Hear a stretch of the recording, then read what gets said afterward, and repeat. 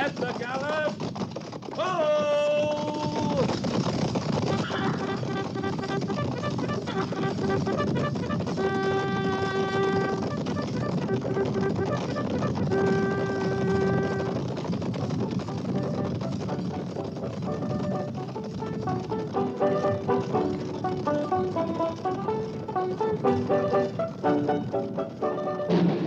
Fort Laramie.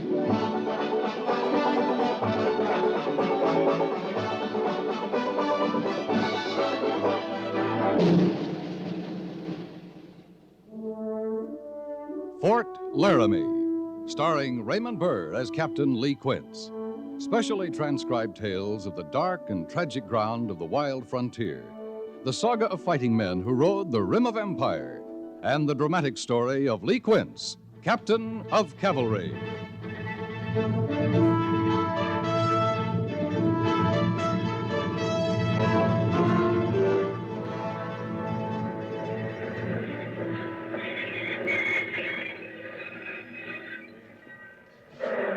Looks like the freight's at the far end of the train, Gorse. I expect it is, Captain, because I took care to see the wagons was up front here to make the loading easier. Well, see, they're moved to the back. Yes, sir. You got the list, Captain? Yeah. 2 men unloading ought to be enough. Nothing real heavy. Here you are. Rifles, carbines, revolvers, sabers. Well, it says infantry equipment's here. Well? You don't suppose they tucked in a few howitzers? We only brought the 2 wagons. Anything we can't haul back, we'll leave. Let ordnance do its own work. The rest of it looks like ours. Bridles, halters, and straps, saddles, nose bags. I'll see to the unloading, Captain. Right, Gorse. You there, Captain. Yes? You from Fort Laramie? That's right. I'm glad to hear that. I'm station master here. You better come into my office and get this business cleared up. Well, the sergeant's got the billing on the Army equipment we're unloading. Now, that's not what I'm talking about. Now you're here, I just want you to get 'em out of my station. I'm running a guardhouse, you know. I'd give a little to know what you are talking about, mister. Them 2 soldiers chained together in there, and the guard with them.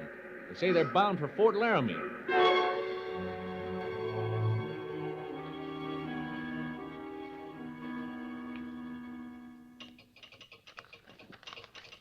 Private Medford and Private Stringer, that right? That's right, sir. The little one's Stringer. He doesn't say much. Tall, blond one, he's Medford. And you're Corporal Benjamin. Yes, sir. Well, their orders say Fort Laramie clear enough. You got orders, Corporal? Yes, sir. Fort Bridger, sir, from Fort Leavenworth. The transfer, sir. Mm-hmm. I was to escort Medford and Stringer this far, sir, and contact Fort Laramie to secure them from here. Well, you made contact, Corporal. We'll take over. I don't understand, sir. Fort Laramie's 40 miles from here. I only telegraphed 10 minutes ago, sir. We had a good wind behind us on the way down. Beg your pardon, sir? We came to pick up a consignment of equipment. Left Fort Laramie yesterday. Oh, well, then, what you said about the wind behind It was you... a bald-faced lie, Corporal. Yes, sir. The captain displays a fine touch of humor. You mustn't encourage me, Corporal. Now, you better arrange for your transportation to Fort Bridger. Good luck. Thank you, sir. Good luck to you, sir. All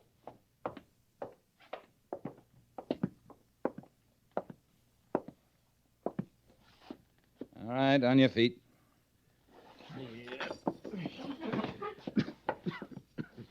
Private Stringer, Yeah, how's that? that's me, Stringer. You stationed at Fort Leavenworth? I was took there. They give me this uniform, this tall one next to me, a length of chain, then they put me on the railroad. You're a recruit, then. If that means that I join up of my own free will, no. You've been in the Army before? Mostly I've been in jail. Don't it say on them papers about me? If it did, I wouldn't be asking. I've been in the Army 6 days. I heard talk you could make the arrangement on account of enlistments being slow. I could get out of jail if I signed I'd join the Army. Stand up straight. Now, you get this, Stringer. There's not the time to tell you how much learning you got ahead of you. But you learn, starting now, understand? Yeah? Yes, sir. Yes, sir. All right. I guess we can take those chains off now. Is there any reason you ain't asking questions of me, sir? I don't have to, Medford. It says about you in your papers. Well, maybe it don't say it all in them papers, Captain. Says enough. There. You ride back to Fort Laramie in the wagons with the equipment. We don't have horses for you. We ride free of these chains, Captain? Free of the chains. Man alone might jump off of one of them wagons. Might. But that ain't your worry, sir? That's your worry, Medford. Jumping the wagon is desertion. If you walk away, you'll be caught. If you run, you'll be shot.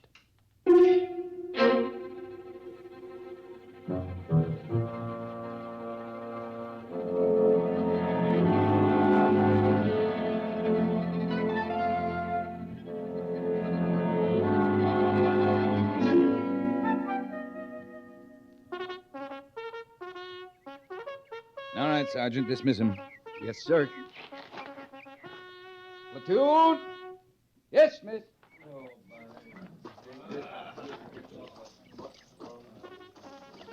Captain, Yes, Sergeant? I'll see the wagons is unloaded. Pick what men you need, then take the wagons to the wheelwright. Tell him if he can't fix them proper, to burn them. Right, Captain. About the new men, What about them? are they assigned to B Company, sir? They're not assigned anywhere yet, Gorse. We could sure use them, Captain, starting right now with the unloading of the equipment. They'll have to be assigned first.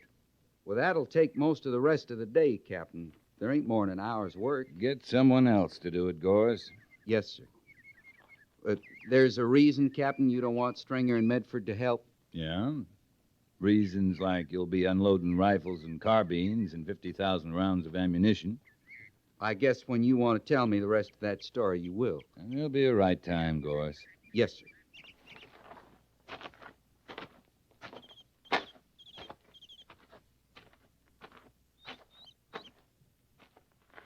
All right, you two. Fall in behind me. You'll report to headquarters company for assignment. All right if I ask a question, mister? Captain? What is it? Well, now, I'm brand new to this life. I told you that. I don't even know where this headquarters company's at and all like that. I'll see you get there, Stringer. Any more questions? I got one, sir. Well, Medford? When do they outfit us proper? Proper, Medford? I mean, I got this brand new blue uniform. When they gonna give me my rifle and sidearms? When you're assigned? They mean I should have them firearms in. Just like anyone else. Just like anyone else, Medford.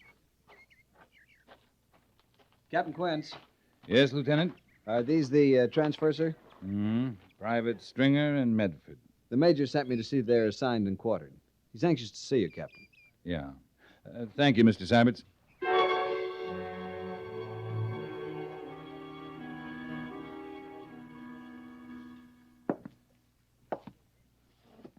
Corporal Benjamin's telegram wasn't quite clear, Captain.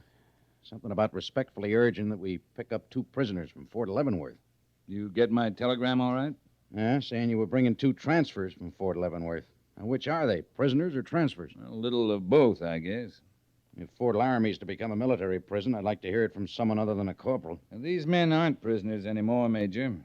For some reason, they sent them as far as Cheyenne under Corporal Benjamin's guard. You got their papers? They're at headquarters company, but I read them.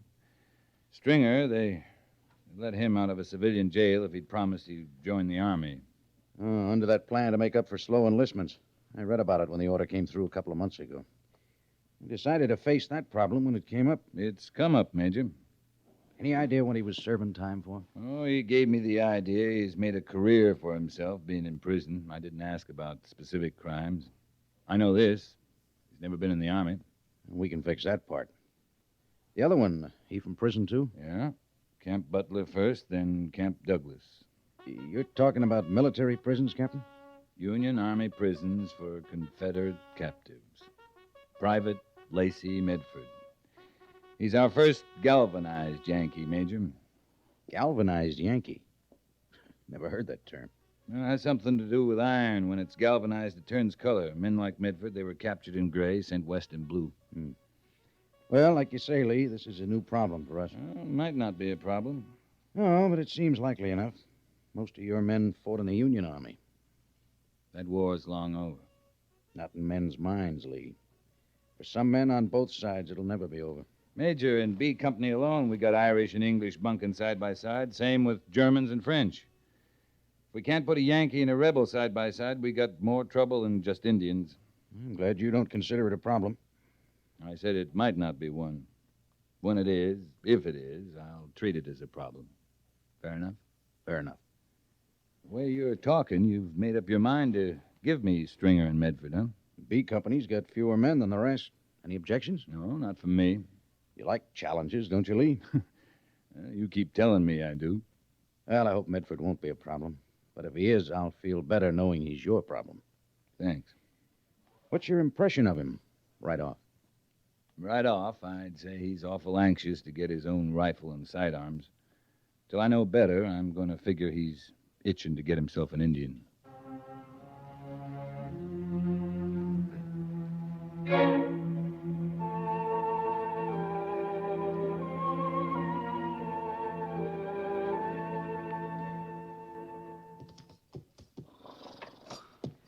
I tell you, Stringer, these private riding lessons ain't going on forever. Well, I got an idea I could ride just fine if I ever once got on the horse. Well, you're no young'un. How you been getting around without learning the first thing about mounting? I ain't been getting around, Sergeant. There's been no call for it. Will you just sit where you come from? Sit or laid down. You don't know nothing about me? I mean, before? Don't know and don't care. But you're sure looking more like infantry to me every minute. You mean that captain ain't told you about me? Captain Quint's got important things to think about. Yeah, he sure has. That Medford. I was captain, I'd think about him a lot. Never mind about Medford. He can mount and ride and dismount with the best of them. He oughta. He was in the dirty yellow rebel cavalry. Stand a horse. You don't care about that? You want a stinking rebel in your army? Now, you listen good to me, Stringer. I got a guardhouse with a fine view of the Laramie River down there. Any more talk out of you, send you right there. Well, I feel a sight safer in the guardhouse. I ain't been a month out of jail since I was 10. Well, you just talked yourself right back in again, Stringer. All right. Fine. Can I talk free about Medford now? You got anything to say, you say it to me and nobody else, you understand? Well, you ain't thinking this is no secret. About him being a lousy rebel. Why, he tells everybody in earshot. You know, he's proud of it, right proud. That's his business. You fought in that war, Sergeant. How can you stand the thought of him being one of you now? Maybe because I fought in that war, Stringer. What jail was you sitting it out in then? You think more of him than me? You're in for a lot of things you won't understand, Stringer. You can think 'em over in the guardhouse. I ain't gonna think nothing over. But here's something you can think over, Sergeant. That yellow rebel's got himself a lot of guns, all kinds, rifles to pistols and back again.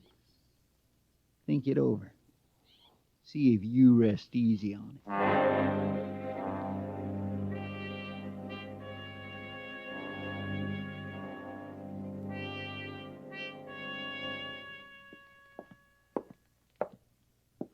Medford's outside, Captain. You want I should send him in now? In a minute, Gorse. How far has all this gone? Can you tell? It's all over. About him being in the Confederate cavalry, about how he was took prisoner, sent out here now. This thing about the guns, I hear that all through the quarters, too. You seen the guns? No, sir. I checked ordnance and stores. Everything's accounted for. Ammunition, rifles, carbines, revolvers. Well, he claims he brought them all in with him. The men say that. In a haversack and saddlebag? I'm just telling you what the men say, Captain. You said we was going out in a few days. You figuring to take him along? That'll be up to him, Gorse. Yes, sir. You can send him in now. Right, Captain. Medford, Captain Quince will see you now.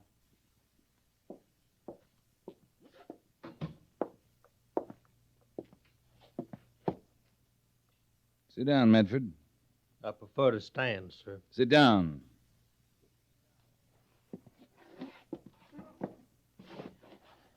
You got any complaints on your treatment here? I want to hear about them now.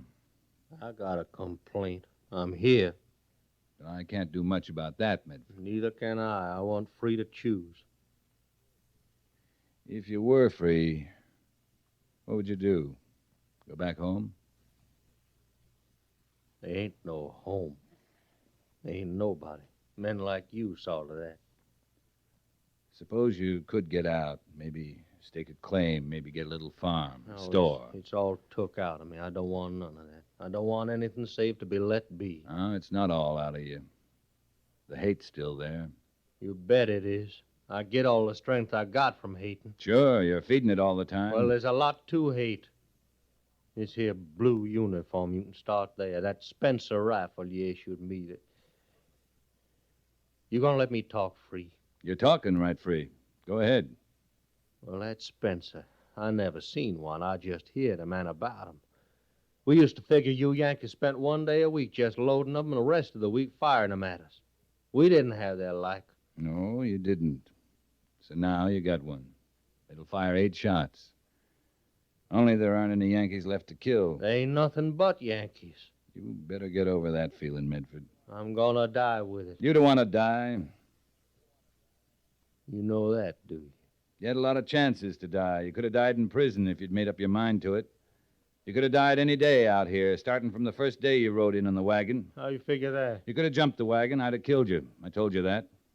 And since you're here, you're on the rifle range real regular. The way you've been talking, you could goad a man into killing you. The men, they've been reporting to you right along? You've been talking your hate right free. They tell you about my guns, did they? Got a lot of guns, have you, Medford? Well, you ain't searched real good, Captain. I haven't searched at all. I'm not going to. If I got guns, you'd have cause to be fearful. Maybe. Got any more complaints? What kind of a man are you? I told you I hate your uniform, everything about you, what you stand for. I'm this kind of man, Medford. I got a cavalry company that's short of men. We're moving out in a couple of days. Now, maybe we don't like the same things or hate the same things. But we're stuck with each other, Medford. You taking me on an engagement? Taking me to fight Indians under your flag? You scared of Indians, Medford? It's not that. I'm taking you. You got something you're living for. I want to find out what it is.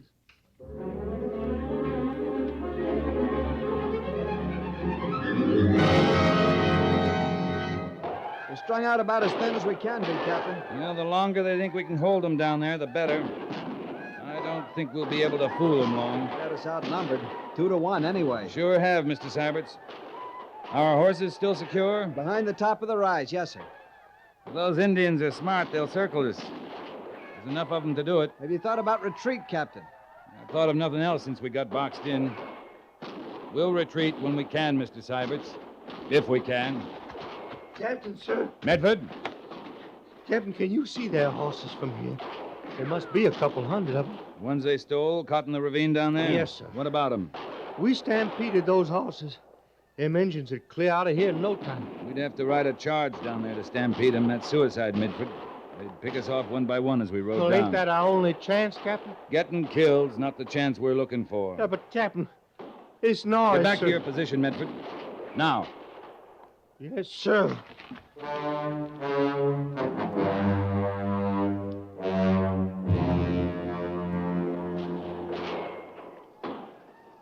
Hold your fire, men.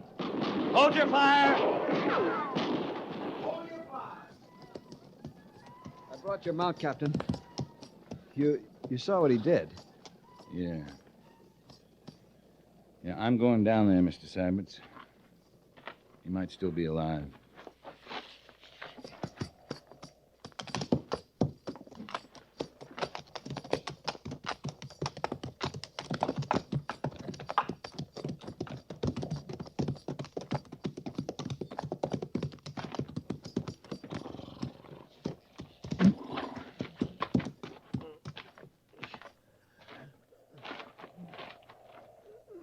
That was a fool thing you did, Medford. I told you, Stampede run them off. I told you it was suicide. We was both right, Captain. You gonna court-martial me? For breaking orders? Or saving our lives? My rifle. Is it close by?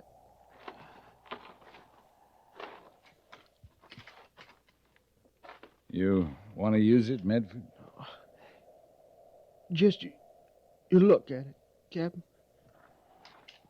Brass mountings? Your old Enfield, huh? I carried that at Brandy Station, along with an old flintlock and a German musket. Good rifle, Enfield. I got shot with one at Bull Run. I had to kill something with it, Captain. You said I had something I was living for. You remember? I remember. One decent thing. I was captured after Brandy Station, Captain. They caught me running away. Deserted. I had to do one decent thing. Yeah. Well, you're dying decent, Medford. That's something.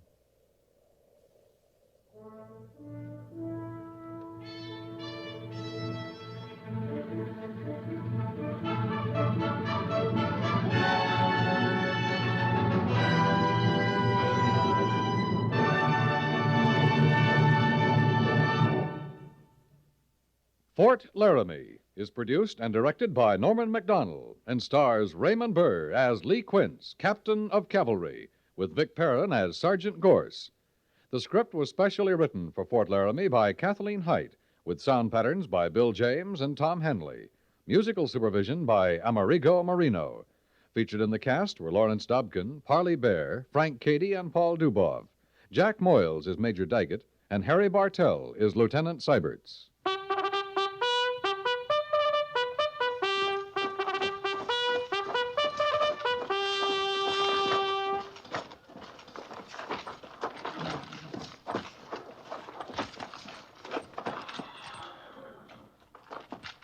Company, tension! Dismiss.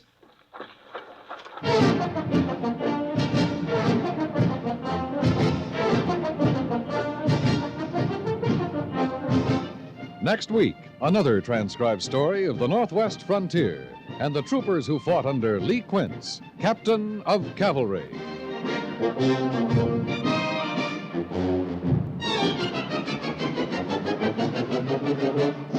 The thud of approaching footsteps in the darkened room, the high-pitched creak of a door being opened stealthily, the tick of a clock that marks time running out for a doomed man.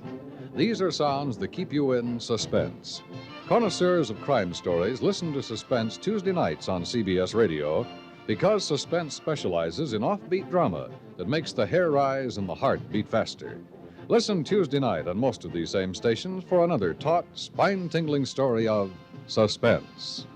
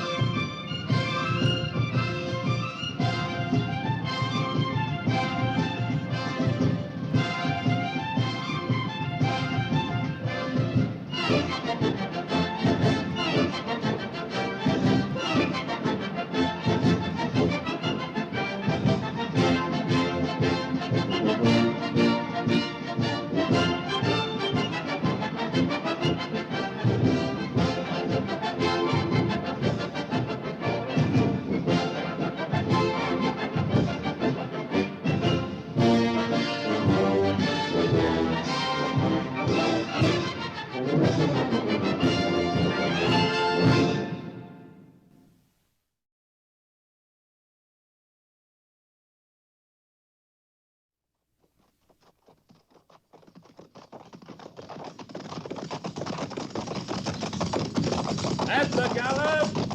Ho!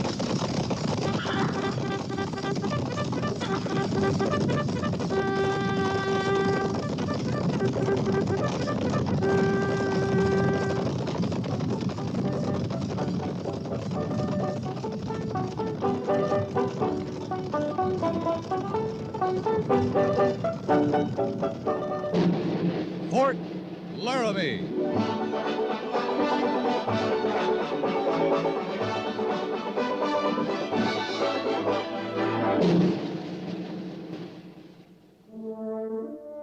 Fort Laramie, starring Raymond Burr as Captain Lee Quince. Specially transcribed tales of the dark and tragic ground of the wild frontier. The saga of fighting men who rode the rim of empire. And the dramatic story of Lee Quince, Captain of Cavalry.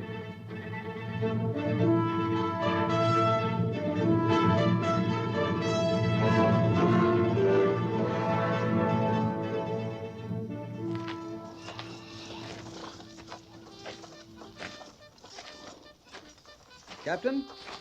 Oh, Mr. Syberts. The men looked fine, I thought. Well, yes, sir. They looked all right. Good drill. Good parade. Yes, sir, but actually, I was more concerned with. Well, weren't you listening, sir? I was watching, Lieutenant. I almost never listen to a dress parade. I mean the band. The band seemed to march real good. Captain, the music. Frankly, I thought it was terrible. Oh? Usually it just sounds bad. But today it was awful. What, didn't it sound strange to you? Tinny, off key? I was watching B Company, Mr. Syberts. Marched just fine. I don't know. Maybe it's my ears. More likely my ears. I don't pay much mind to the music.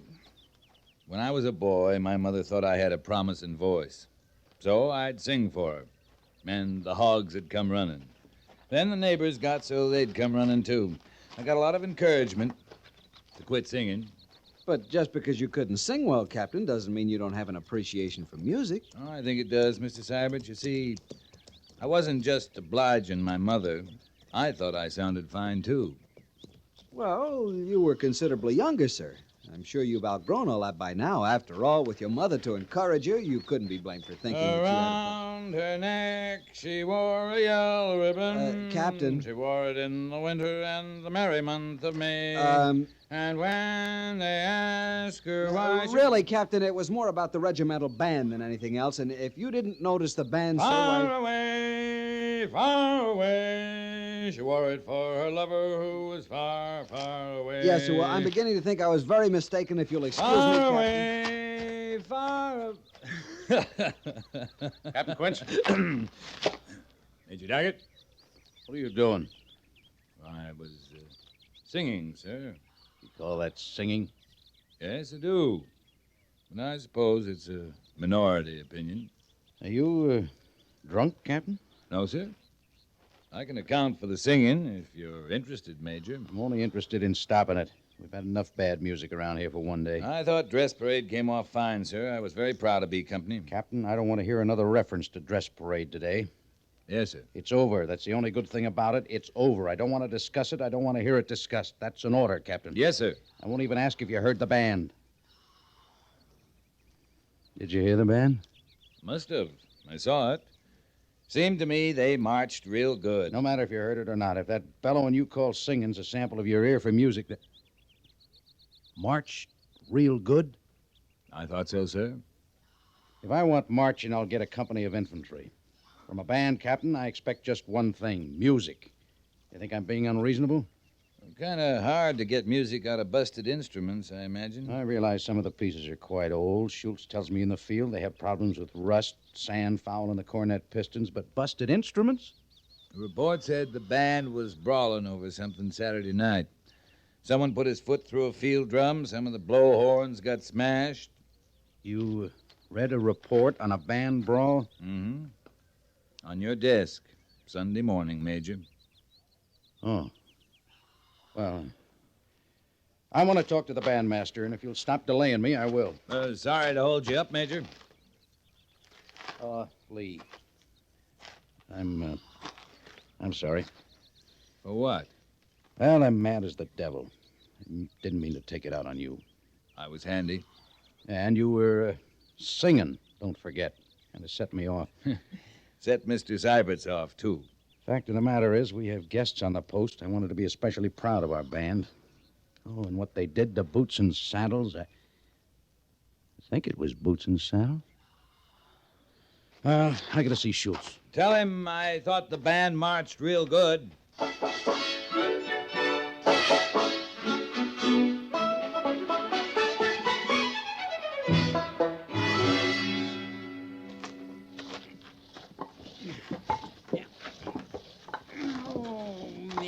You ailing, Harrison? Not me, Sergeant. Well, we'd like to get that lumber loaded so you could run the wagon up to old Bedlam, unload it, and come back here and start all over. No, I'm doing what I can. I swear I am. You ain't ailing, you shake a leg. Both of them shaking now, Sergeant. All right, Harrison, come out with it. I got about half a minute's patience left. You know I'm a reasonable man. You know that right off. Well, if I'm not reasonable, maybe there's a cause. I ain't got long to wait. Like this contrary weather. It ought to be cooling off. Give a man a feel for hard work. It's got no right to be blazing hot this time of year. You're asking for a change of weather? I'd be obliged if you could arrange it, Sergeant. Anything, just any small thing would be an improvement. Well, now, you just come to the right man, Harrison. Just for you, I'm going to change the weather. You mind now you asked me to do it? Oh, I ask. I sure ask, all right. Trooper Harrison, Yes, Sergeant. report to the guardhouse. Guardhouse? On what charge? On the charge that you asked for. It takes you right out of the blazing sun. Of course, how you're going to get a breath of air is something else again. But seeing any small change would be an improvement. Sergeant, I'll be getting back to my loading now. I thought you wanted to change your weather. One day I'm gonna learn to keep my mouth shut around here. That day comes, you write me a letter so I'll know. You know I can't write. I tell you one good thing, Harrison. I just ain't rising to any more bait, Sergeant. Fatigue's over in half an hour, and after supper... There's a band concert, I know. Well, it ain't gonna cool me off none. Not a cent's worth. Only there ain't gonna be no band concert. In fact, if Bandmaster Schultz can't explain himself any better to Major Daggett than he has so far... Oh, my foot! Maybe we heard the last toot ever from our regimental band.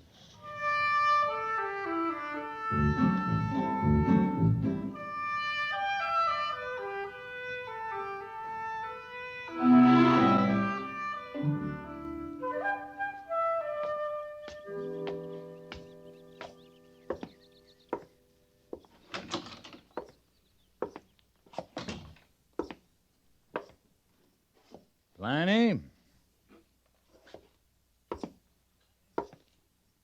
Pliny?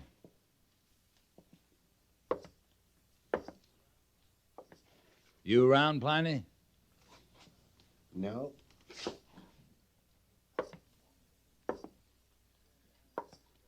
What are you doing behind the pickle barrel? You drop a penny? Are you alone, Captain? Sure. I'm not exactly open. It's almost 4:30. You'd open at midnight to sell a 2-penny cigar. Now come on out from behind that barrel. Well, oh my, it's unnerving. That's what it is. What did you want, Captain? What are you whispering about? Well, you never know who's listening these days. I'm listening. I'm hard put to hear you. Are you going to sell me a glass of beer, or do I have to draw it myself? Aha. Aha. Who sent you? Pliny, it's a hot day. Oh, no, you don't, sir. I know an investigation when I see one. Well, you may tell that committee and Major Daggett and all the powers that be that I am living up to the letter of my agreement with the United States Army. Maybe you ought to have a glass of beer, too. It's not my concern if the regimental band can't play without instruments. What about the band? No beer, no band. Oh, I'll miss the drums. Won't you? Pliny, what time of day do you start making sense? Why, Captain, I believe you don't know. You came here in innocence. But these are dark days, and the seeds of distrust are on the wind. This time I'm going into the canteen and get that beer. There is no beer. There will be no beer. Beer is a closed issue. Poor Schultz. Poor Schultz. You keep going from beer to band. From no beer to no band. And you can thank Mrs. Feemster and her committee for that.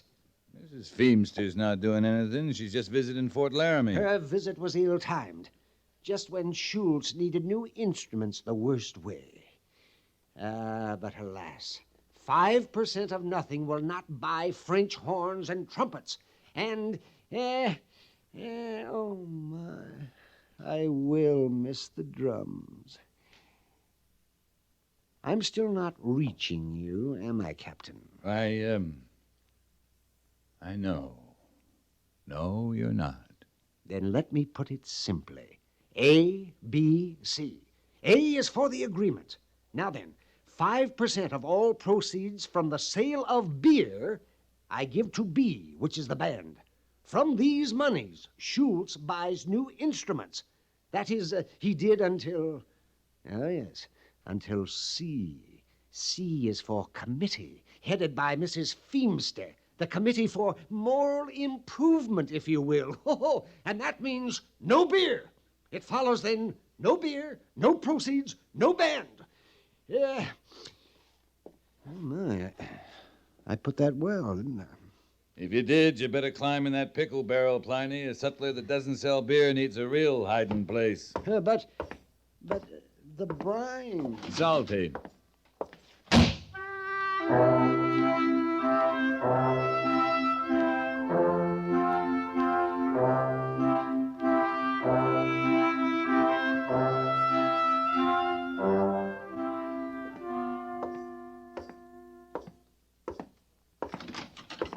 Oh, Captain, I was just about to send for you. Just came from the settlers, Major. You got any idea what's going on around here? Hold your voice down. Come here. Pliny was whispering, too, for a while. Now, listen to me, Lee. I get a better idea than anyone what's going on around here. Mrs. Feemster's in my office now. Let's go in here. The army run by a woman now, Major? That's not funny, Lee. I don't mean it funny. I can't get a glass of beer. Pliny says that woman's why. I've just learned from Washington that there's several thousand Mrs. Feemsters, Captain, and their ranks seem to be growing daily. Not only that, but they're also Mr. Feemsters, and their voices are getting louder every day. Mrs. Feemster doesn't like beer? On moral grounds. She like whiskey better? Whiskey isn't the issue. Beer, light wines, such as are sold at the sutler's canteen. Then she likes whiskey better. She wouldn't see it that way. Besides, it isn't just the beer. That's just part of their plan for moral improvement. They want to see that all posts have libraries, more recreational facilities, concerts. From the regimental band, playing on no instruments? Well, Mrs. Feemster realizes the problem there. I got nothing against libraries, recreation. We need 'em. But do you think we got any kind of a drinking problem at Fort Laramie? I've never been aware of one. If we had one, you'd be aware of it. We all would. And if we had one, it wouldn't be on account of beer served to the settlers. I know that, Lee. You act like this was up to me. Well, let me assure you, it isn't. Mrs. Feemster, post commander? I'm still in command here, and that means I still follow orders from Washington. That's where the real pressure's coming from. They've banned the sale of beer at Fort Sully, Fort McPherson, and Fort Totten, and I can't keep them from banning it here. That brings us back to whiskey again. If a man can't get a glass of beer on the post, he'll go off the post. You think Mrs. Feemster knows what a hog ranch is? A whiskey ranch? I doubt it. Well, they got 'em now, all around Fort Sully and Fort Totten. And men that used to drink beer at those posts are stealing off and rotting their insides on hog ranch whiskey. You seem pretty sure of your facts, Lee. Ask Major Trucks. He got the information at the post surgeons' meeting last month at Fort Randall.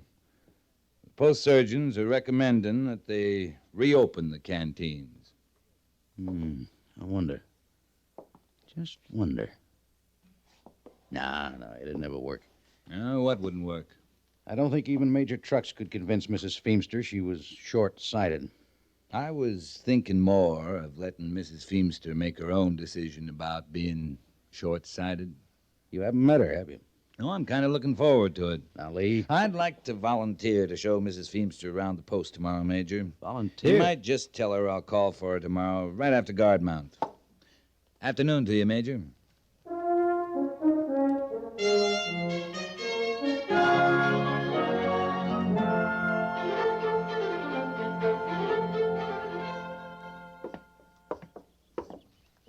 Of course, in time, we'd want to build a library building separate, but that takes time. Right now, there's only one building not being put to use. Well, I'm sure I don't know where that is, Captain. Goodness knows we've covered most of the post. Except the sutler's, ma'am. It's just ahead. But surely the sutler's store isn't vacant. Not the store, just the canteen. It's part of the same building. Is that where they keep beer? When they had it, ma'am. My dear young man, I have never set foot in a saloon, and I don't intend to go now. The saloon's where they sell liquor, ma'am. This canteen's an empty room and a counter.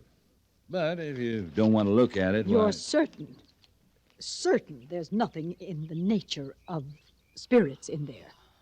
I give you my word, Mrs. Feemster. There isn't a sign of spirit in there now. Very well, then.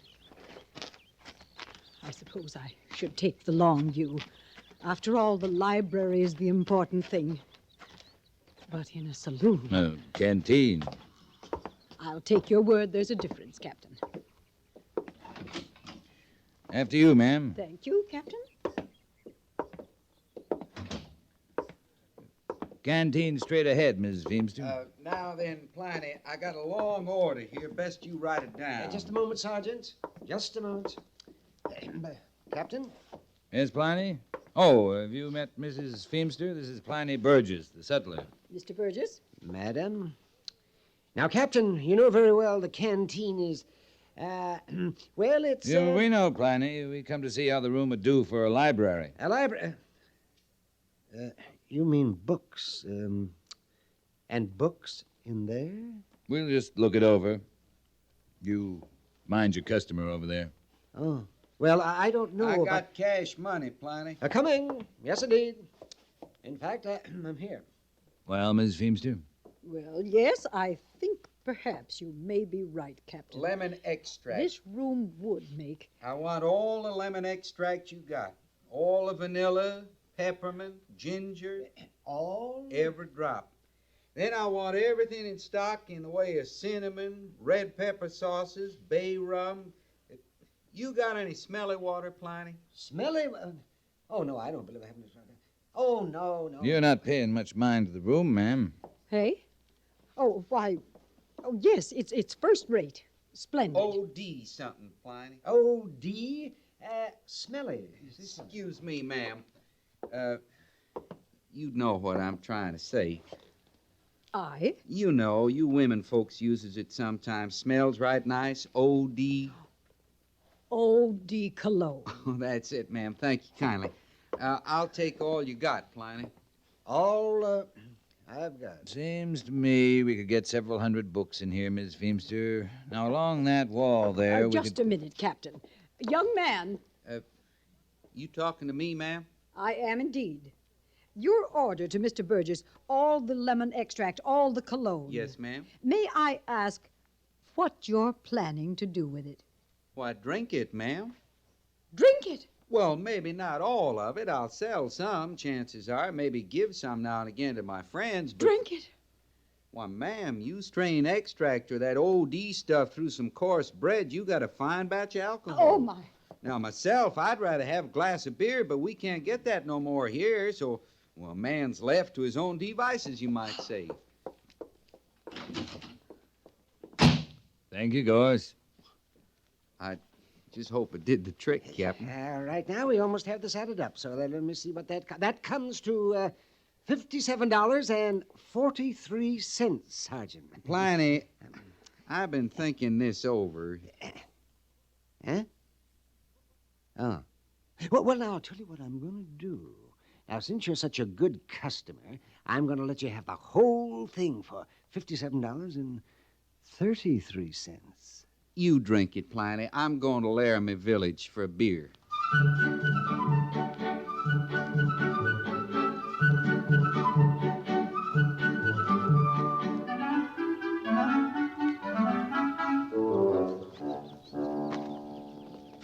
Why, Captain, you've come to say goodbye. No, I wasn't sure I'd be welcome, Mrs. Feemster. Major tells me you were a while settling down. I very nearly fainted. You may as well know that. Well, if it'd make you feel any better, it was all made up for your benefit, man. So Major Daggett assured me. Oh, my, Captain. I'm going back to Washington with a brand new outlook. I think our Committee on Moral Improvement may just revise its thinking a bit. You talked to the post surgeon. Indeed, I did. I'm taking the entire matter up with all of official Washington. Yes, ma'am. And I want to thank you for opening my eyes, Captain. And that nice orderly of yours. Harrison? Yes, Trooper Harrison. He's the one who makes those nice outdoor stoves. He is? He was cooking last evening down by the Laramie River. I was out for my evening constitutional, and he explained it all to me about his stove. A retort, a condenser, and a receiver. Harrison? He called it a stove? Oh, he had some other name for it. A foolish name, too. A foolish name like a still? Yes, but I could see it was a stove. He's promised to send me the plans, show me just how to make it. Mrs. Feemster, that stove, now it's just... Oh, my goodness, the stage is ready. Goodbye, Captain. Goodbye, Mrs. Feemster.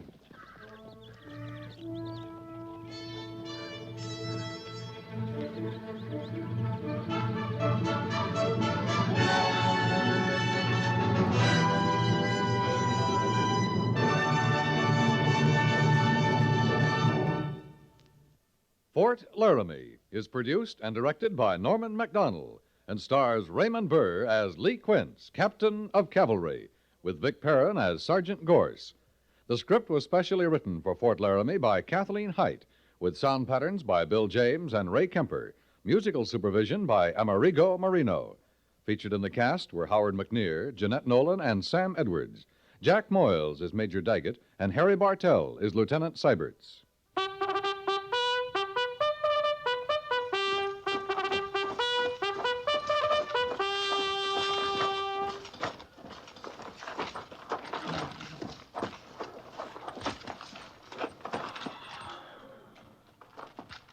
Company, tension! Dismiss.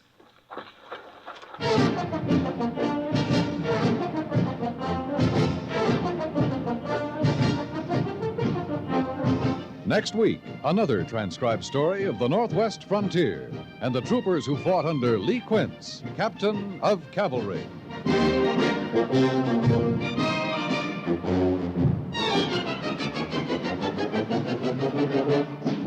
Are you a student, businessman, musician, stamp collector? No matter what your profession or age, your opposite number in some faraway country wants to know about you and to tell you about his own life and thoughts. CBS Radio urges you to send your name to Letters from Abroad, 45 East 65th Street, New York City, mentioning your age, occupation, and interests. They'll find you a suitable correspondent in the country of your choice.